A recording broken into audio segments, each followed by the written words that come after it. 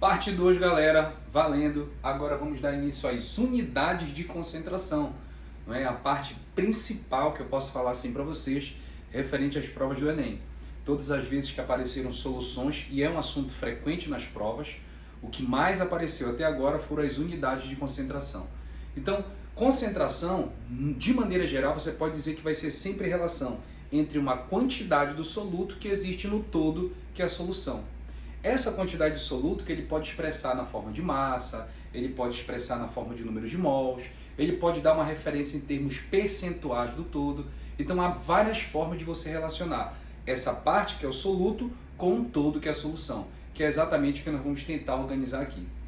A primeira unidade de concentração que nós vamos falar é exatamente a concentração comum ou simplesmente concentração grama por litro, já que por definição, repara, é a concentração que envolve a massa do soluto, óleo M1, só que estando esta massa em gramas e o volume da solução estando em litros.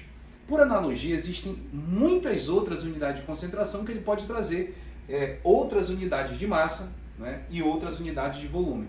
Então, à vontade, essa aqui é a nossa referência de massa por volume, exatamente o grama por litro, a chamada concentração do tipo comum, ok?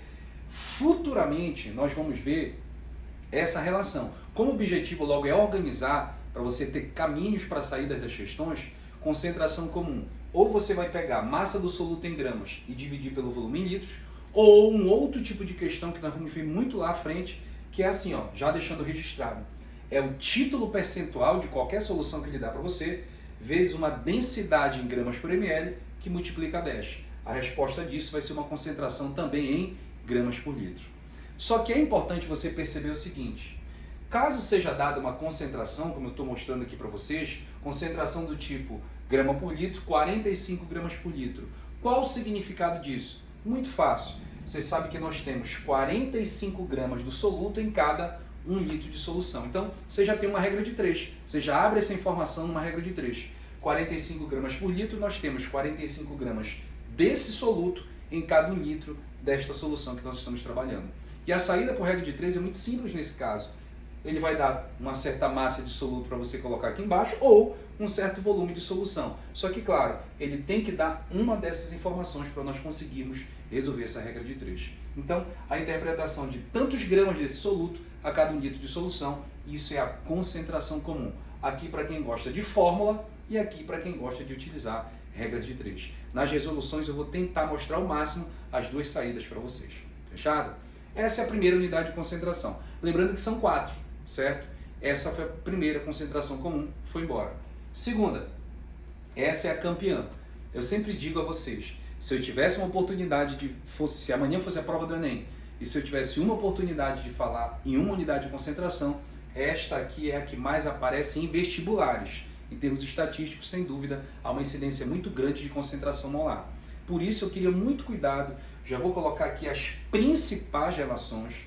Apareceu esta unidade de concentração, a molaridade, que é a quantidade de matéria por volume, o sinônimo, cuja unidade é sempre mol por litro. Meus amigos, uma dessas relações vai ser a solução. São 4 que eu mostro para vocês. Repara a primeira, é o número de mols do soluto pelo volume da solução em litros. Pronto, divide o número de mols pelo volume em litros, você já está diante da concentração molar. Tanto que já é a unidade explícita para você, mol por litro.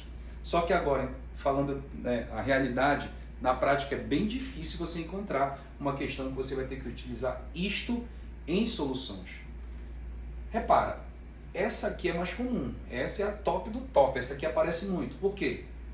Lembra nas aulas de grandeza que eu sempre disse a vocês que o número de mols é massa dividido pela massa molar. Então aqui, massa sobre massa molar, está aqui a relação, massa sobre massa molar, isso é o próprio número de mols. Então, massa do soluto em gramas, dividido pela massa molar, vezes o volume em litros, isso também vai dar mol por litro, vai dar molaridade, que é o Mzão.